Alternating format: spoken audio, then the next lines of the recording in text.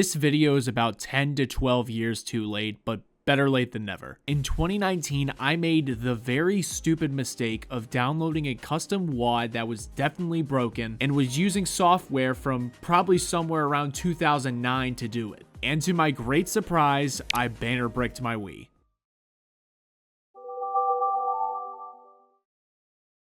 And now, nearly 6 years later, after I banner bricked that Wii, I can provide a video for whomever needs it to quickly and safely solve a banner bricked Wii through the Bluebomb method. Now, some may already know about the Bluebomb method, but I've looked through YouTube and there's no really good YouTube tutorial or way of explaining it. And unfortunately, I'm not going to do the greatest job either, but I'm going to give it my best shot. That way you don't have to go 8+ hours trying to do it on your own. If you have any questions from the video at all, please feel free to join my Discord and DM me at any time. I'll try to answer your questions and try to walk you through it if the YouTube video doesn't do you enough justice. Also, I would greatly appreciate it if you like the video and subscribe to my channel for more Wii related content, as I stream Friday, Saturday, and Sunday at 8 PM Eastern Standard Time on my Wii very frequently. But back to the video, the things you will need for this to work is either 1 or 2 computers, which I will explain further in the video, a Wii that can at least get to the press A to continue screen, an SD card, and 2 USB flash drives. Now that's what you need hardware wise.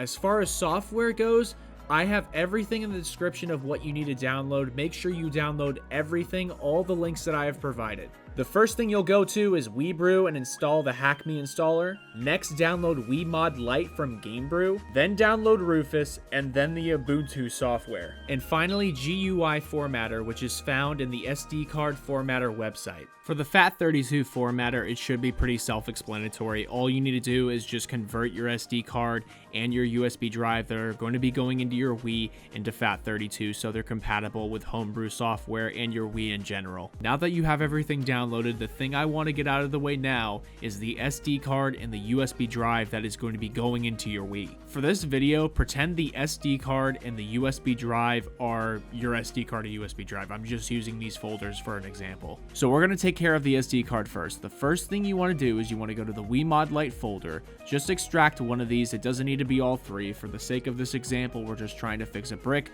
so we don't need to worry about the forwarders. So we're going to open up the WiiModLite folder, go into apps, and WiiModLite should be here. You want to copy this. You want to go back to your SD card, which is just a folder like I said for this example, but it should be the SD card for you. Go into your SD card and create an apps folder.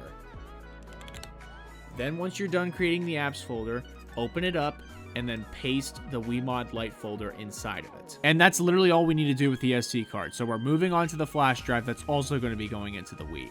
We go to the BootMii installer. We go in here and we find boot.elf.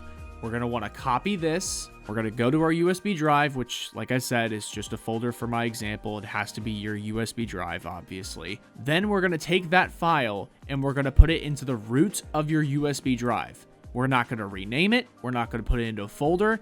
We're going to put it into the root and do nothing else with it. And that's all you need to do with your USB drive and SD card that is going to be going into your Wii. Now for the USB drive that is going to be used as the tool to load Ubuntu either on your desktop or laptop or whatever Windows device you're using. If any of the files like Rufus or Ubuntu is zipped, just unzip them, extract all, and then open Rufus. You should see a screen like this. Now what you want to do is everything that's in this chart that's on screen right now, you want to put into Rufus. So just swap and replace whatever's in Rufus right now with what's in the chart, click start, and then wait for Rufus to finish. And then if everything goes right, your USB drive should be renamed to Ubuntu and the files should be inside. And now that we have all the USB drives and SD cards situated, let's start with the Ubuntu process and get on to the Bluebomb method.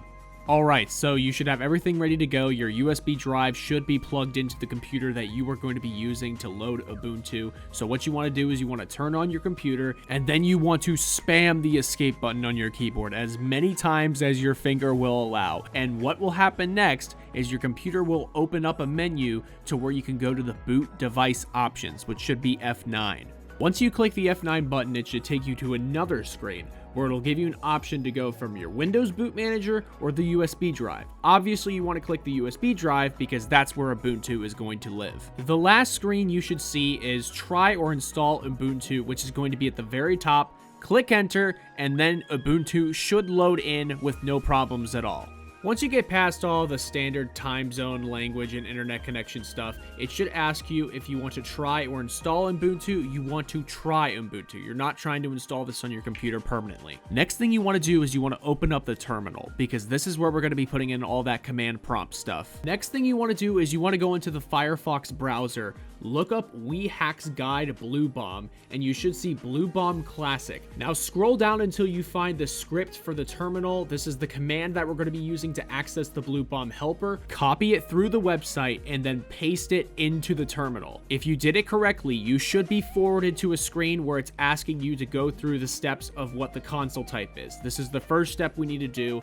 Press 1 for this and click enter. You should go to a system menu version. Put your system menu version in based on the updates of the console and what region you're in. Then press enter one more time and don't press anything yet. This is the screen that starts the entire Bluetooth process. We got to get the Wii ready first. Okay, so your SD card should be in the Wii. Your USB drive should also be in the Wii. Make sure it's in the right port as well. The Bluetooth injection should be on standby with the yes or no prompt. And of course, you want to have your Wii plugged into a monitor or a TV or something so you can see what's going on. Pay no attention to my skinned Wii, by the way. I was trying to fix the disk drive on it, and let's just say it's fucked. So the first thing you want to do is you just want to power on your Wii. Make sure it's turned on. It should be at the press A to continue screen. Now you want to go back to your computer, start the injection, press yes. While the Bluetooth helper is looking for a console, you want to go back to your Wii console and you want to spam the reset button. Continue spamming it until you see anything on your Bluetooth helper screen that looks something like this. Do not give up on this step. This is the most tedious process of them all. It took me around my 10th try until my Wii finally connected via Bluetooth for my computer screen to look like this, and then my Wii screen to look like this. Which, if your screen did change to what I have on screen, congratulations. You have officially connected your Wii via Bluetooth to a fucking laptop. It should connect to your USB drive. If there's any mounting problems, then there's probably something wrong with your USB drive itself,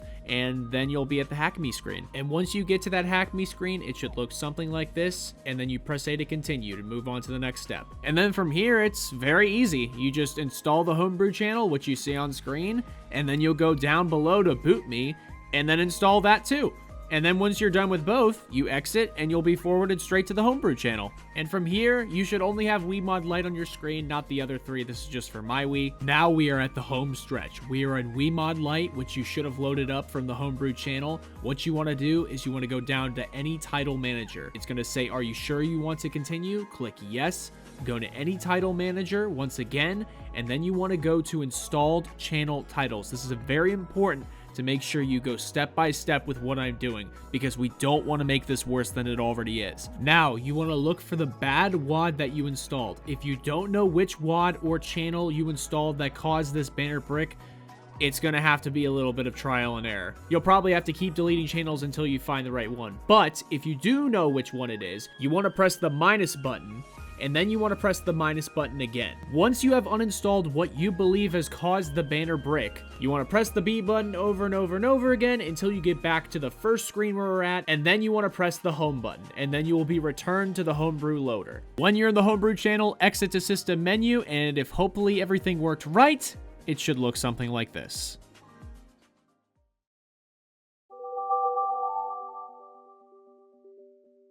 And there you have it.